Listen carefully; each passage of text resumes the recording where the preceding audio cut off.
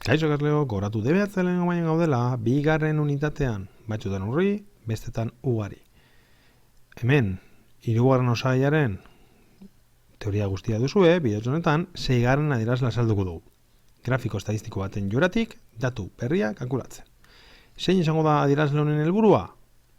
Titulan dagoen ia berdina. Grafiko baten joerak eta haietatik abiatuta, datu berriak kalkulatzen ikastea. Hau da, grafiko bat izango dugu, grafiko horretan joerak aztertuko ditugu, eta joera horien azterketaren bitartez, datu berri batzuk kalkulatuko ditugu.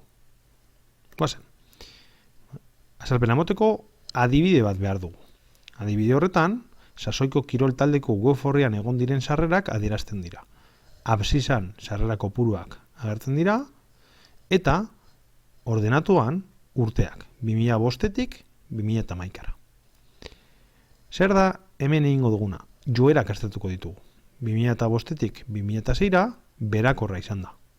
Gero, gorakorra 2007-garren urtera arte, gero 2008-an konstantea, eta gero 2008-tik gorakorra izan da.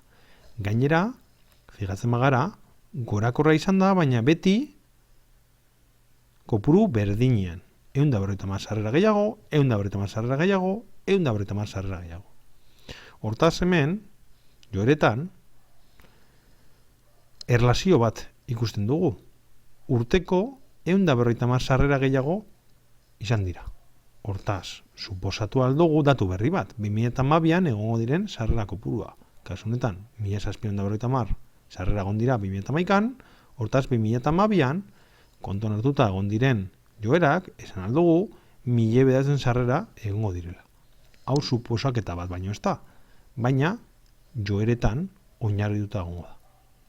Eskerrik asko.